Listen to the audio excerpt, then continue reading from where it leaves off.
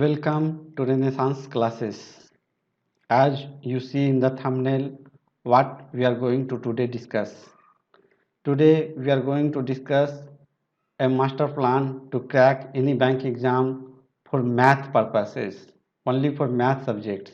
So we are only concerned about maths, not other subjects. And let you tell you the one thing, this video is in Hindi medium, but on your request and mail we will again convert the same video in English languages also, but depending upon your request. You can see the videos starting to end because the video is represented in very lucid manner. Here we discuss all the things regarding prelims, mains, how to attempt, which book you are going to refer, where you put the more strategies. So now we are going to start this video in Hindi medium. चलिए दोस्तों, आप लोगों का स्वागत करता हूं अपने renaissance classes में। तो जैसा कि आप देख रहे हैं कि panacea to crack any bank exam, ये एक रामबाण उपाय मैंने निकाला है किसी भी बैंकिंग एग्ज़ाम को क्रैक करने के लिए। तो चलिए इसमें हम लोग डिस्कस करते हैं।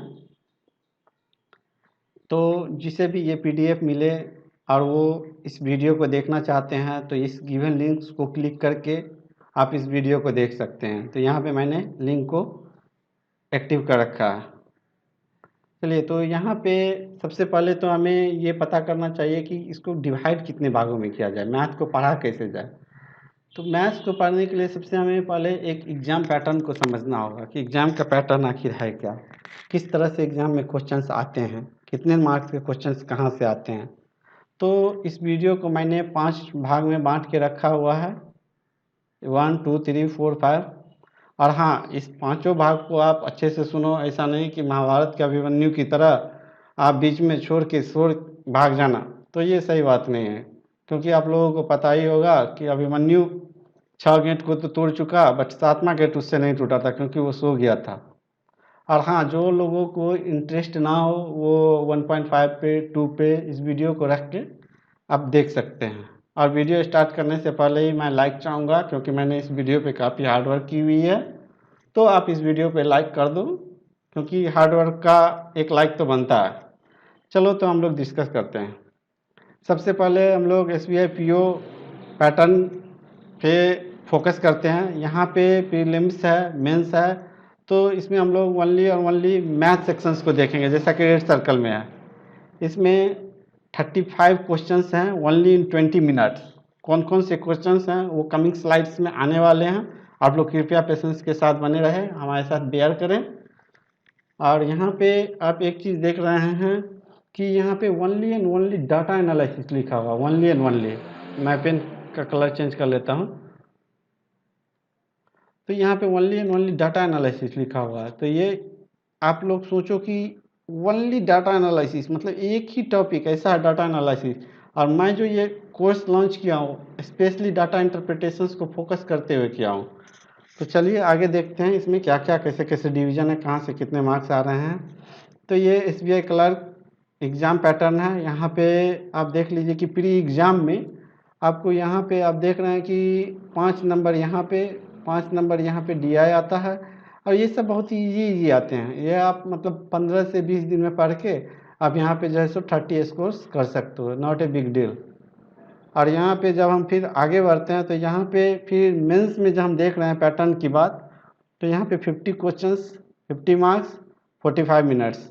और यहाँ पे भी आप एक चीज़ को हाईलाइट करके देख सकते हैं कि यहाँ पे 19 क्वेश्चंस सिर्फ और सिर्फ क्वांटिटेटिव एप्टीट्यूड से नहीं बल्कि डाटा इंटरप्रिटेशन से आया हुआ है, और उसमें भी रॉन्ग नंबर सीरीज। तो मतलब है कि यदि हम लोग इस 2 और 3 ही पोर्शंस पे मेहनत करें और हार्ड वर्क करें, हम लोग 75% सिलेबस को कवर करते हुए 50 to 60% नंबर आराम से ला सकते हैं। और इस नंबर के दम पे आप आराम से किसी भी एग्ज़ाम को क्वालिफाई कर सकते हो।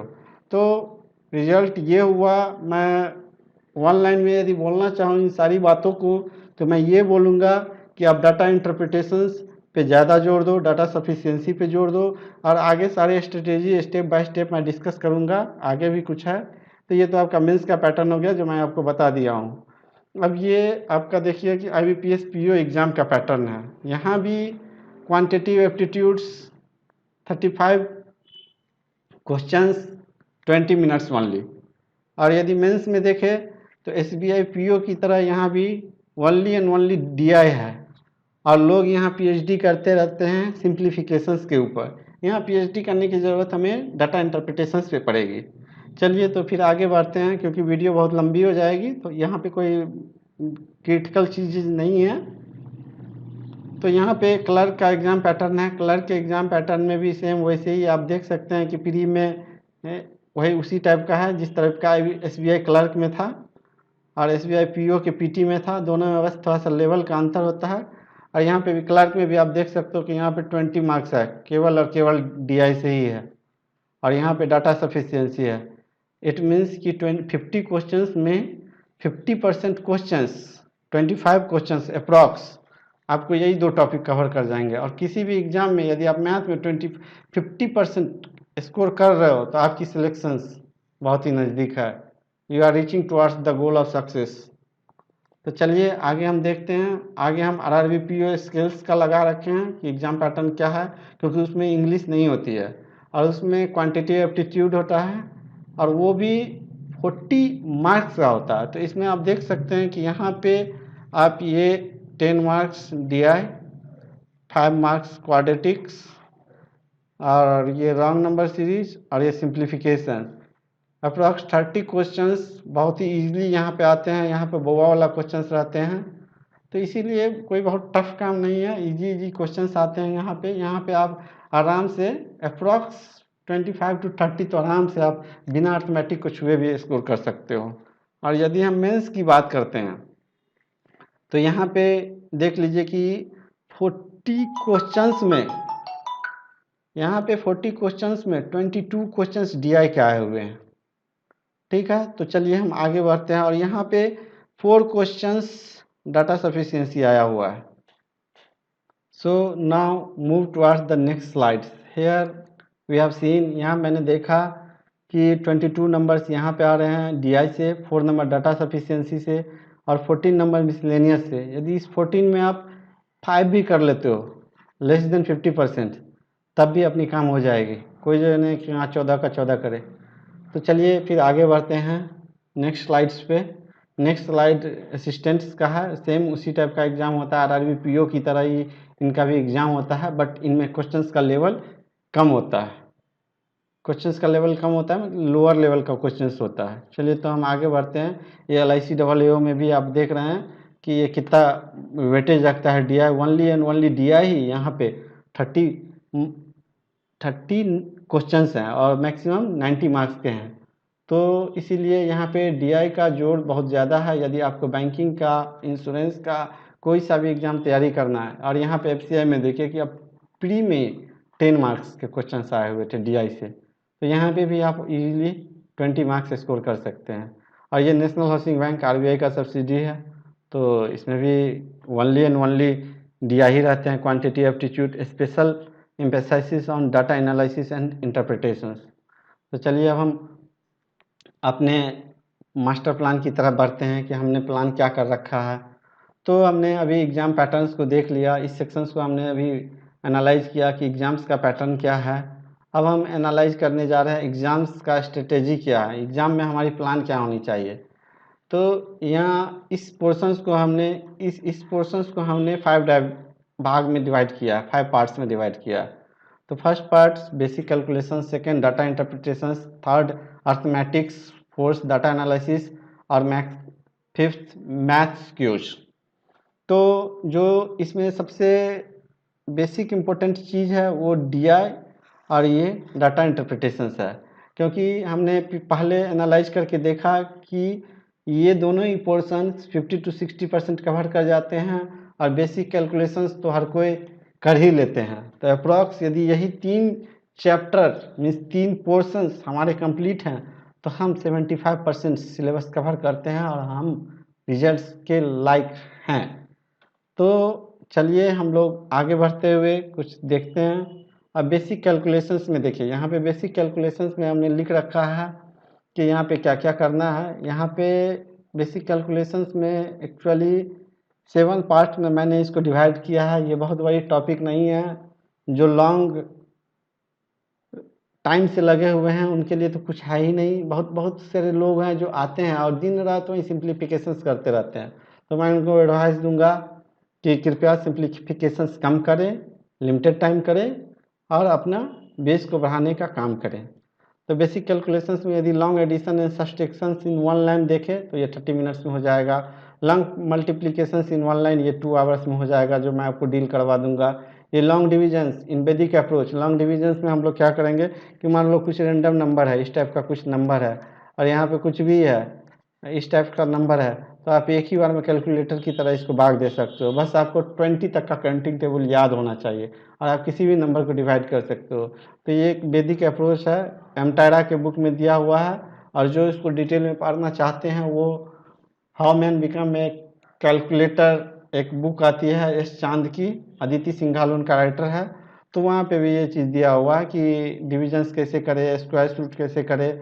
बट मैं रिकमेंड करूँगा कि आप मेरा वीडियो देखो, उतने में हो जाएगा। यहाँ पे भी पीएचडी करने की ज़रूरत नहीं है, क्योंकि बुक में आपको काफ़ी टाइम लगेगा, हो सकता है 10 दिन इसी चीज़ में लग जाए, जबकि ये 2 से 3 दिन का काम है। तो चलिए हम आगे मूव करते हैं।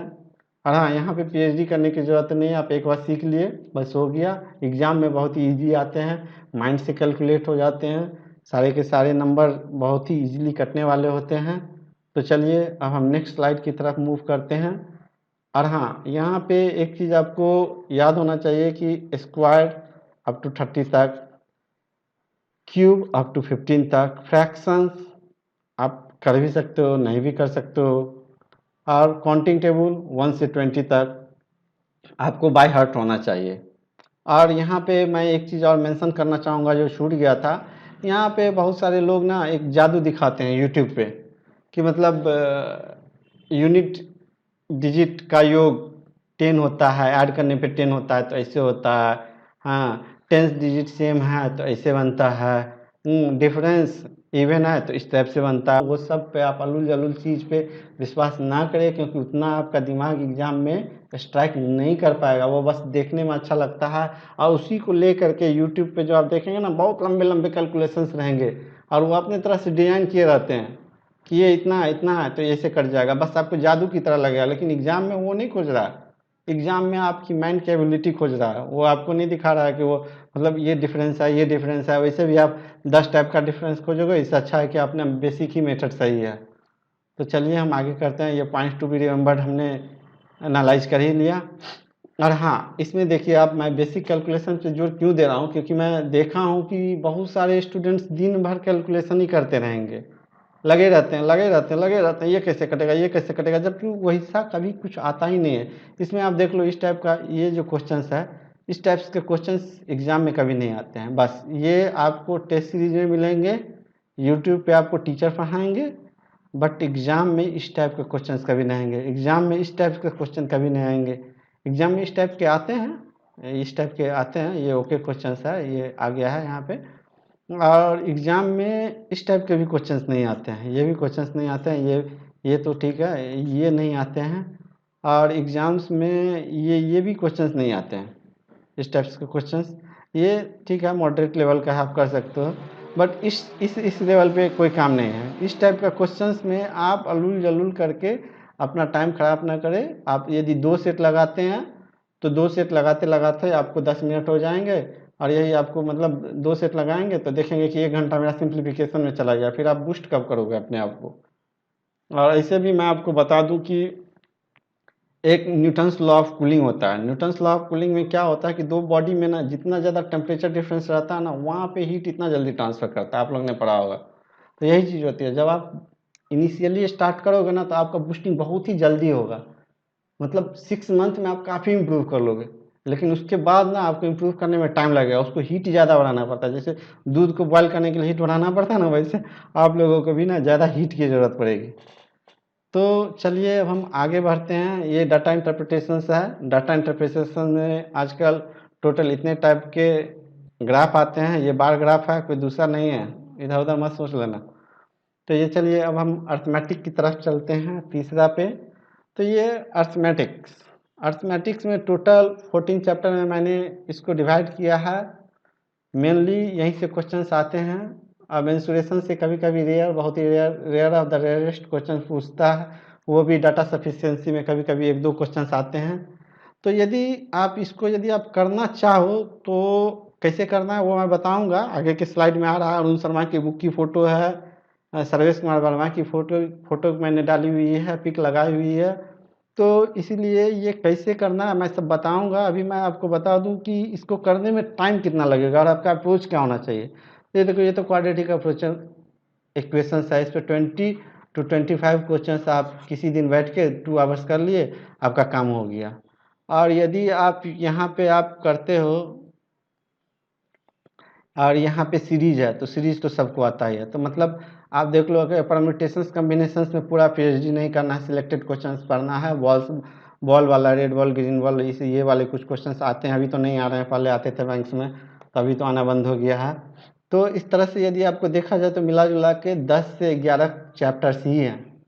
अब बस इस 10 से 11 चैप्टर्स में आप एक चैप्टर पे यदि आप 2 दिन भी रख लो तो 20 दिन, और फिर यदि उस 20 दिन का आधा कर दो, 10 दिन कर दो, 10 डेज कर दो, तो 10 डेज रिविजन, मतलब कि 1 मंथ में आप इसको 2 से 3 घंटा भी देते हो तो 1 मंथ में ये आप आराम से 1 टाइम बना के 1 टाइम रिवीजन आपका हो जाएगा। बट हाँ, अब कैसे पढ़ना है इस सब चैप्टर को अब मैं आपको आगे डील करूँगा, बुक का एनालिसिस भी करके बताऊँगा। तो आप बने रहिए, वीडियो लंबे जाने वाली है, क्योंकि पूरी की पूरी मैथ्स को एक वीडियो में डालना बहुत ही टिपिकल वर्क है। और हाँ, अब ये देखिए, अब हम लोग बात करते हैं फार्मूला पे। क्या फार्मूला की ज़रूरत है? ये आप सिंपल इंटरेस्ट, कंपाउंड इंटरेस्ट का फार्मूला देख रहे हैं। ये आप देख रहे हैं कि 2 ईयर का डिफरेंस है तो P R square by 100 square, 3 years का डिफरेंस है, P R square 300 R, P R square 300 R और बटा 100 स्क्वायर। तो ये सब इस टाइप से डाला हुआ है, बट इस सब की ज़रूरत है क्या? ये जो आपका आप देखते हो प्रॉफिट एंड लॉस में, सिंपल इंटरेस्ट में, कंपाउंड इंटरेस्ट में, ये सारे फार्मूला की ज़रूरत है क्या? आपका आंसर क्या है, यस और नो? मेरा आंसर ये रहा, बिल्कुल इस चीज़ की ज़रूरत हमें नहीं है। इस चीज़ को हमें कभी नहीं करना है, बिल्कुल नहीं करना है। क्यों नहीं करना है? क्योंकि यदि आपकी बेसिक अंडरस्टैंडिंग अच्छी है तो आप खुद ब खुद समझ लोगे। आप खुद सोचो कि आप मार्केट में सामान लेने जाते हो, कोई चीज़ खरीद के लाते हो और कम दाम में उसको सेल करेंगे तो लॉस होगा। तो ये सब अंडरस्टैंड की चीज़ है, फील करने की चीज़ है। मैं यहाँ पे ज़्यादा टाइम नहीं लूँगा, नहीं तो वीडियो काफ़ी लंबी चली जाएगी और बहुत कुछ हमें डिस्कस भी करना है। अब चलिए हम क्वांटम क्वाट की बात करते हैं। ये सर्वेश कुमार वर्मा की बुक की पिक लगाई हुई है मैंने, लेवल 1 का है, और ये प्रॉफिट एंड लॉस लेवल 1 है, जो लोग बोलते हैं बैंकिंग में बनाने के लिए। तो मैं इसमें आपको दिखाना चाहता हूँ कि देखिए, इसमें सॉल्यूशंस इस टाइप से दिए हुए हैं। मैं क्वेश्चंस नहीं डाला हूँ, चाहता तो क्वेश्चंस भी डाल सकता था, बट मुझे यहाँ पे क्वेश्चंस बनाने नहीं हैं। तो मैं ये बोलना चाह रहा हूँ कि वो बनाने की ज़रूरत है या नहीं है। मेरा क्वेश्चंस हाँ और ना दोनों है। जिन्हें इस साल एग्ज़ाम देना है वो ये काम ना करें कि अरुण शर्मा और सर्वेश कुमार वर्मा की बुक बनाएं। जिन्हें इस बार एग्ज़ाम लिखना है और जिन्हें इस बार एग्ज़ाम नहीं लिखना है, वो जिन्हें अगले साल लिखना है, वो अपनी बेस बिल्डिंग के लिए कर सकते हैं। एक सबसे नेगेटिव पॉइंट कि जो न्यू कमर स्टूडेंट्स है, जो कभी मैथ्स पढ़ा ही नहीं, मैथ्स में जिसका इंटरेस्ट नहीं रहा, वो इस बुक के सॉल्यूशंस को बहुत इजीली नहीं समझ पाएंगे। एक क्वेश्चंस बनाएंगे और उसके सॉल्यूशंस को समझने 4 to 5 मिनट्स लग जाएंगे। तो मिला जुला के यदि आप 12 क्वेश्चंस, 10 से 12 क्वेश्चंस करते हो ना, तो आपको मुश्किल से 10 से 12 क्वेश्चंस करने में आपको, हमको लग रहा है कि 90 मिनट के आसपास लग जाएगा। आप करके देखोगे तब, क्योंकि रातों रात तो चमत्कार होता नहीं है, ज्ञान तो आती नहीं है, रातों रात एनालाइज करना पड़ता है। और जो एक एक्सपीरियंस टीचर होते हैं वो एक क्वेश्चंस में ना 2-2 3-3 क्वेश्चंस को डिस्कस करते हैं लगा करके। और हाँ, जिन्हें मन ही है कि हमको क्वांटम कैट बनाना ही है तो भाई बनाओ। जिनकी इंग्लिश अच्छी है, जिनको टाइम नहीं देना तो आप मैक्सिमम टाइम यहाँ डाल के बना सकते हो। लेकिन यदि हम क्वांटम कैट ही बनाएं तो क्यों नहीं कैट की तैयारी करें, बैंकिंग की तैयारी क्यों करें? तो ये मेरा एक क्वेश्चन है, आप लोगों से सोचिएगा। और ये क्वांटम कैट का ही है, लेवल 1 का ही है, प्रॉफिट एंड लॉस का है। तो आप देख रहे हैं ना किस टाइप का मतलब क्वेश्चन दिया हुआ, ये ऐसे दिया है, ये ऐसे दिया हुआ है। तो इस सब एरर और इस सब को मतलब समझने के लिए जो लाइन है उसके लिए भी आपको ना बेस की ज़रूरत पड़ेगी। ऐसा नहीं है कि आपको रातों रात समझ में आ जाएगा। तो चलिए, और यहाँ पे देखिए इस टाइप से जो क्वेश्चंस वगैरह बनाते हैं टिपिकल होते हैं। आप एक बार ले के एनालाइज करके देख लो, एक दिन 2 दिन। और बहुत ही कम पीओ हैं जो क्वांटम कैट बनाते हैं, बिना क्वांटम कैट के भी लोग आजकल पीओ निकाल रहे हैं। चलिए, ये क्वांटम कैट CISI है, तो यहाँ पे आप देख ही रहे हैं किस टाइप से दिया हुआ है। और ये अरुण शर्मा की बुक है, ये आप देख लो, अरुण शर्मा की बुक है। और यहाँ पे आप देख रहे हैं, यहाँ पे ये लेवल 1 है, ये लेवल 1 में बात कर रहे हैं। तो ये आप देख लो सोल्यूशंस किस टाइप से दिया हुआ। आप इस पूरे लाइन को रीड करोगे 90 सेकंड चल जाएंगे, फिर अंडरस्टैंड करोगे, क्वेश्चंस देखोगे, कितना टाइम लगेगा। ये मतलब टाइम टेकिंग चीज़ है। मैं ये नहीं बोलता हूँ कि बुक बहुत बुरी है, बुक काफ़ी अच्छी है। यदि आपके पास टाइम है, आपको टीचर बनना है, मैथ्स पढ़ाना है, मैथ में स्टार बनना है, तब फिर आप करो, इसके लिए तो फ्रीडम है। इसीलिए मैं बोलता हूँ कि जिन्हें इस बार देखिए इसमें किस टाइप का सोल्यूशन दिया हुआ, लंबा लंबा लंबा लंबा। आप इसको पढ़ोगे, अंडरस्टैंड करोगे, और कोई आदमी है जो, कोई इंसान है जो एक्सपीरियंस्ड है, तो उस चीज़ को आपको 2 से 3 मिनट के अंदर, और उसमें 2 से 3 कंसेप्ट आपको डाल के, जो कि आपको, आप एक तो आप पहली बार पढ़ोगे तो आपको समझने में चला जाएगा, दूसरी बार में थोड़ी सी बेस बनेगी, दूसरी बार में थोड़ी सी बेस बनेगी, तीसरी बार में आप उसको इम्प्रूव करोगे एटलीस्ट 4 to 5 टाइम्स। और आपको इस साल एग्ज़ाम देना है, तो कहाँ से आप इतना टाइम ले पाओगे। रीजनिंग भी है, मैथ भी है, इंग्लिश भी है, द हिंदू पेपर भी है, हिंदू एनालिसिस भी है। और चलिए, तो अब हम मूव करते हैं डाटा सफिशिएंसी की तरफ। तो डाटा सफिशिएंसी में कोई स्पेसिफिक प्रिपरेशंस की ज़रूरत नहीं है। जैसे ही, और हाँ, एक और चीज़ मैं मेंशन करना भूल गया, यदि आप हाई लेवल DI बनाते हो, मीन्स PT से ऊपर का हाई लेवल, वो जो SBI में 2 मार्क्स वाले आते हैं ना, उस टाइप की, बोट एंड स्ट्रीम सबका बहुत ही टफ DI सब था, तो वो उस लेवल की DI बनाते हो ना, तो आपका वन लाइनर ऑटोमेटिक आपका स्ट्रांग होता चला जाएगा। तो वो उस DI के दम पे भी आप वन लाइनर बना सकते हो। आजकल टफ DI आने लगे हैं। और यहाँ पे मैथ्स क्यूज है, तो आप अड्डा से, या जो भी क्यूज है, लोग तो मैक्सिमम अड्डा से ही क्यूज मारते रहते हैं मैथ्स का, तो आप वहाँ से क्यूज भी कर सकते हो मैथ्स का। ये मैक्सिमम टाइम आप करते रहो ताकि आपका स्पीड बना हुआ रहे, स्पीड बहुत मैटर करता है। तो चलिए, अब हमने अभी तक ये एग्ज़ाम पैटर्न भी देख लिया, एग्ज़ाम एनालिसिस भी देख लिया। अब हम लोग स्टूडेंट्स की एनालिसिस करते हैं। तो हम लोग थर्ड पार्ट्स में मूव करते हैं। देखिए, थर्ड पार्ट्स में एक क्वेश्चंस आप लोगों के लिए है कि आखिर स्टूडेंट्स इतना टाइम देते हैं फिर भी मैथ्स में उनको गुड नंबर क्यों नहीं आते, क्यों नहीं वो अच्छे स्कोर्स करते हैं। क्या आपने कभी सोचा है, कभी कभी एनालाइज किया इस चीज़ पे? तो चलिए, यदि आपने एनालाइज नहीं किया अब तक, तो आज मैं आपके लिए एनालाइज कर देता हूँ। सबसे पहली बात कि वो मैक्सिमम टाइम प्री के क्वेश्चन सोल्व करते हैं। और प्री के क्वेश्चन यदि सोल्व करते हैं, तो यदि मान लो कि आप 3 सेट्स लगाएं, 3 सेट्स में आपको हर सेट में 10 क्वेश्चंस आ गए, सिंप्लीफिकेशंस 10 सिंप्लीफिकेशंस है हर में, ईच एंड एवरी सेट में, और 5 क्वाड्रेटिक्स है। तो इस तरह से आप देखो ना, तो आपका जो नॉलेज है ना, उसी नॉलेज पे आप बार बार वर्क कर रहे हो। और यहाँ पे मिला जुला के आप 3 सेट माने ना, तो ये जो 2 ही पोर्शन है, सिंप्लीफिकेशन और क्वाड्रेटिक, यदि 3 सेट का जोड़ा जाए, यदि 2 सेट का भी जोड़ा जाए, तो आपको 1 घंटा खा जाते हैं। आप बड़ा बड़ा सिंप्लीफिकेशंस डालते हैं वो लोग प्रैक्टिस सेट वाले, और बच्चे उसको लग जाते हैं सोल्व करने के लिए।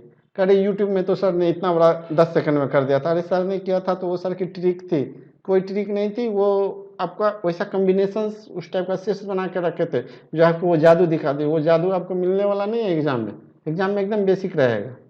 तो ये आपका हो गया। अब इसीलिए ये भी एक कॉज है कि आप मैक्सिमम टाइम प्री की प्रिपरेशंस ना करो, मिनी मानो, तो आप हमेशा मेंस की प्रिपरेशंस करो। और जिस दिन आपका एडमिट कार्ड आने वाला है, उसके बाद आपका 15 दिन का टाइम रहता है, उस दिन से भी यदि आप 3 सेट डेली मारते हो, तो आपका स्पीड आ जाएगा। नॉलेज है तो स्पीड आने में टाइम नहीं लगेगी, आपकी स्पीड आ जाएगी। लेकिन फिर भी यदि कोई सोच रहा है कि यार जिस दिन एडमिट कार्ड है उस दिन से इतना लोग तैयारी कर रहे हैं, तो वो जिन्हें इस टाइप की सोच है तो वो थोड़ा पहले से कर दें, जिस दिन एडवर्टाइजमेंट आया उस दिन से आप एक सेट मारना चालू करो, और जिस दिन एडमिट करना है उस दिन 3-3 सेट मारो। और हाँ, एक और बात कि वो लोग हमेशा बेस पे ही काम करते रहते हैं। वो हमेशा आप जब भी देखो चैप्टर बाय चैप्टर पढ़ रहे हैं, तो चैप्टर बाय चैप्टर करने से नहीं होता। मैं आपको क्लियर बता दूं कि आप कोई भी टॉपिक उठा लो, परसेंटेज उठा लो, उस पर आप 500 सवाल कर लो, और आप बोलो कि अब मैं किसी भी सवाल का परसेंटेज का जवाब दे सकता हूँ, तो ये आपको, यदि आप इस टाइप से सोच रहे हैं कि मैं 3 बुक कर लिया अब तो मैं परसेंटेज का कर ही लूँगा, तो ये आप गलत सोच रहे हो। ऐसा कंपटीशंस में नहीं होता, रियल में ये पॉसिबल नहीं है। आपको 10 क्वेश्चंस है, आपको लगातार कंटिन्यूस प्रैक्टिस करते जाना है। ऐसे प्रैक्टिस करना है कि 10 क्वेश्चंस में आप कम से कम 5 to 7 क्वेश्चंस अटेंड कर लो। वो 3 क्वेश्चंस वो आउट ऑफ ट्रैक डालेंगे, और उस 3 क्वेश्चंस के लिए आपको बहुत ज़्यादा एफर्ट लेने की ज़रूरत नहीं है, क्योंकि हमें एग्ज़ाम्स निकालना है, तो कुछ न कुछ स्ट्रेटेजी अच्छी अपनानी ही पड़ेगी, प्लानिंग अच्छी पढ़नी पड़ेगी। और लैक ऑफ प्रैक्टिस के कारण भी होता है, और लेंदी कंसेप्ट भी होता है। जब हम बनाएंगे तो आप देखिएगा कि पहले तो मैं बता रहा हूँ, वो आने वाले स्लाइड्स में मैं बताऊँगा क्या करूँगा, अभी ये बोलना सही नहीं है। और फिर लोग रूटीन को डेली मेंटेन नहीं कर पाते, आज 4 बजे उठ गए, कल 6 बजे उठ गए, तो ये जनरली और एक मिथ होता है लोगों के अंदर कि वो सोचते हैं ना कि प्री निकलेगा इसके बाद हम मेंस का तैयारी करेंगे, इसके बाद मेंस का सेट मारेंगे, जो कि बिल्कुल गलत है। तो अब हमने स्टूडेंट्स का एनालिसिस भी देख लिया। चलिए अब हम बात करते हैं एसएससी वर्सेस बैंक। देखिए एसएससी वर्सेस बैंक में क्या है, एसएससी में क्या है कि आपने देखा अभी जस्ट फ्यू मिनट्स बिफोर मैंने बोला कि 10 से 12 चैप्टर्स ही हैं, लेकिन यदि आप एसएससी की बात करते हो ना तो वहाँ पे बहुत सारे चैप्टर हैं, बहुत सारे, मतलब कि अप्रॉक्स 50 to 60 चैप्टर है। बट वो जो चैप्टर है, तो ये आप माउस को देखो, ये जो है ना वो केवल इस सरफेस के ऊपर ऊपर काम करता है, मतलब वो डीप में नहीं जाते हैं। एसएससी वाले बस ऊपर ऊपर, ये समझ लो कि स्विमिंग पूल का ना किनारा हो गया, बस वो ऊपर ऊपर सारे चैप्टर्स को छुएंगे। लेकिन जो बैंक है ना, बैंक का बस ये मतलब छोटा सा आपका हो गया, ये छोटा सा 10 से 11 चैप्टर है। बट ये 10 से 11 चैप्टर्स में ना आपको बहुत ही लेंदी हो जाता है, और इसमें ना आपको डेप्थ में जाना पड़ता है। 10 से 11 चैप्टर्स में 10 से 11 चैप्टर है, बस इसका डेप्थ बहुत है। ये जैसे कुआं में डेप्थ होता है ना, अंदर घुस के आपको पानी निकालना पड़ता है, तो वही। तो हम लोग आपको क्या करेंगे, तो जैसे ये पुल्ली है, पुल्ली से पानी निकल रहा है, तो उसी तरह हम लोग आपको ना एज ए कैटालिस्ट काम करेंगे। कैटालिस्ट क्या होता है, मतलब जैसे आप केमिस्ट्री में पढ़े हो ना कि केमिकल रिएक्शन से स्टार्ट होता है, तो कैटालिस्ट का काम होता है कि रिएक्शन को स्टार्ट करना। तो हम लोग वही आपको कैटालिस्ट की तरह काम करें। टीचर आपको सफलता नहीं दिला सकता। यदि कोई टीचर लिखता है कि ये समझ लो कि आपको 35 में 35 आ गए, 35 में 35 नंबर आ जाएंगे, ये सब बहुत अलूल जलूल की बातें, ये सब तो बिल्कुल नहीं करनी चाहिए। तो ये मैंने फोर्थ पार्ट्स को भी डिस्कस कर लिया। अब चलिए हम लोग फिफ्थ पार्ट्स को डिस्कस करने चलते हैं। Master plan. देखिए मास्टर्स प्लान में हम लोग क्या रखे हैं कि आपको मान लो यहाँ से यहाँ तक जाना है, और आप ये लेंदी रास्ते से जा रहे हो, यहाँ से ये डिस्टेंस कवर कर रहे हो, डिस्टेंस, तो यहाँ तक पहुँचते पहुँचते आप थक जाओगे। लेकिन जो एक स्मार्ट आदमी है, जिसको कि दोनों रास्ता देखा हुआ है, एक ये रास्ता भी देखा हुआ है और ये कि ये रास्ता भी देखा हुआ है, तो वो हमेशा प्रेफर करेगा कि मैं इस रास्ते से जाऊँ ताकि जल्दी पहुँच जाए। तो ऑब्वियसली इसमें एनर्जी कम जलेगा, आपका ब्रेन कम थकेगा।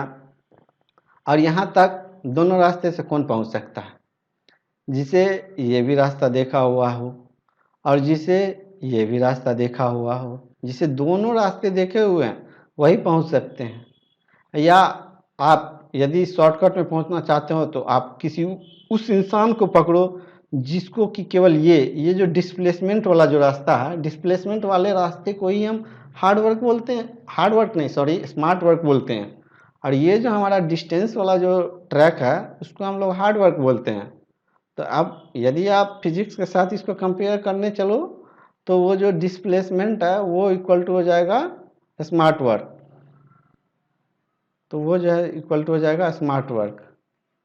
ठीक है, तो इसीलिए मैं बोलूँगा कि आप लोग डिस्प्लेसमेंट के रास्ते से चलो। और ऐसे भी आप लोग यदि फिजिक्स पढ़े होगे तो डिस्प्लेसमेंट वेक्टर क्वांटिटी है और ये स्केलर क्वांटिटी है। स्केलर क्वांटिटी में कोई डायरेक्शंस नहीं होता, वो डायरेक्शंसहीन होता है, कभी इधर जा रहा है, कभी उधर जा रहा है, कभी ऐसे जा रहा है, ऐसे जा रहा है, किसी तरह जा रहा है। बट जो वेक्टर होते हैं ना, उसमें एकदम से डायरेक्शंस होते हैं। चलो ये फिजिक्स की बात है, जो मुझे अपने 12th की बात याद आ गई, मैं आपको बता दिया। तो इसीलिए हमारा जो मास्टर्स प्लान है, हम लोग इस ट्रैक पे चलेंगे, इसी ट्रैक से यूज करेंगे। जो भी मैथ बनाएंगे हमेशा शॉर्टकट में बनाएंगे। ये भी रास्ता आपको दिखाएंगे हम कि इस टाइप से हम कैसे करते, इस टाइप से कैसे करते। तो इसीलिए आप इस रास्ते से चलिए और इसी रास्ते से चलने का कोशिश करिए। और हाँ, एक और बात बता दूं कि जो यूट्यूब में आजकल लिखा रहता है कि ये डीआई कर लिया तो समझो पेपर पक्का, यही डीआई पेपर में आएगी। अरे भाई, आप लोगों को आईबीपीएस वालों ने आके कान में बता दिया रातों रात क्या कि यही डीआई आएगी पेपर में? ऐसा तो नहीं है कि रातों रात आपको कान में और आईबीपीएस से आपका सेटिंग है कि आ गया। यही डीआई आएगी। इसे नहीं देखा तो कुछ नहीं देखा, इसको कर लिया तो 35 में 35 पक्का।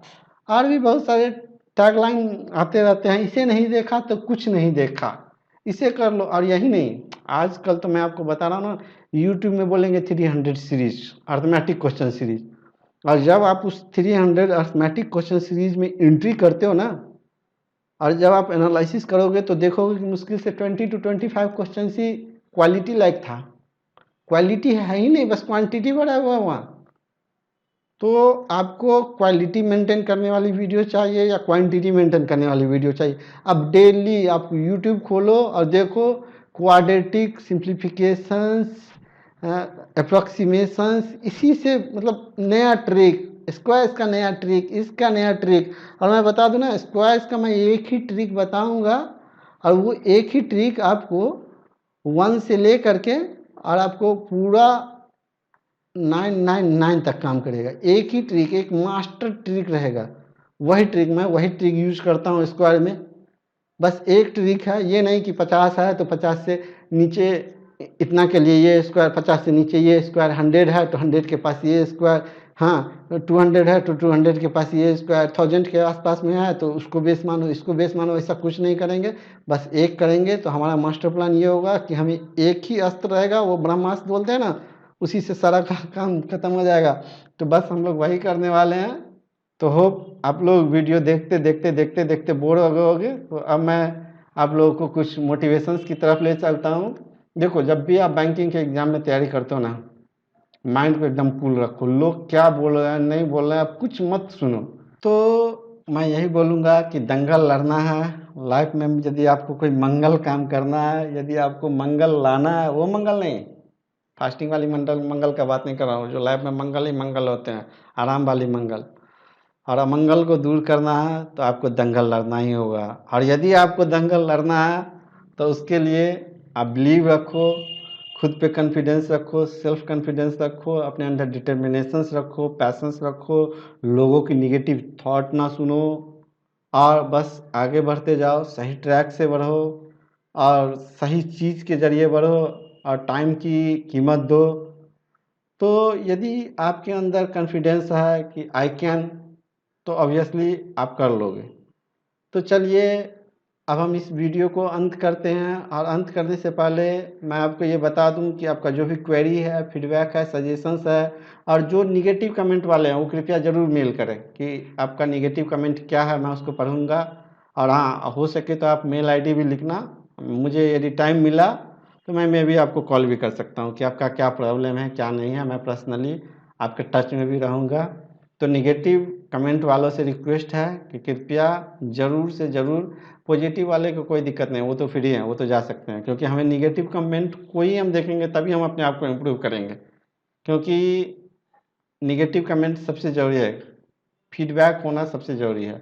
और हाँ, ये टेलीग्राम का चैनल है, आप ये टेलीग्राम चैनल पे भी हमसे जुड़ सकते हैं। और हाँ, जिसने स्टार्टिंग में शुरू में ये सोचा था कि मैं अभी लाइक नहीं दूंगा, मैंने वीडियो देखा ही नहीं और शुरू में ही लाइक मांग रहे हैं, तो उनसे रिक्वेस्ट है कि अभी लाइक दे देना। अब वीडियो इन होने वाली है, भूलना मत, क्योंकि आपका लाइक हमारे लिए सबसे इम्पोर्टेंट चीज़ है। क्योंकि तभी हमें ये लगता है कि नहीं, मतलब मैं जो हार्ड वर्क कर रहा हूँ ना, वो लोगों को पसंद आ रहा है। तो इसलिए हाँ, जिसने लाइक दे दिया डबल लाइक मत करना, नहीं तो वो हट जाएगा। हाँ, यदि डबल लाइक करना है तो कोई नहीं, दूसरे अकाउंट से कर देना, ये सब चलता है। तो चलो, इसके साथ ही मैं बोलना चाहूँगा कि stay connected, follow us online and keep learning. Thank you, thanks for listening, have a nice day, bye bye.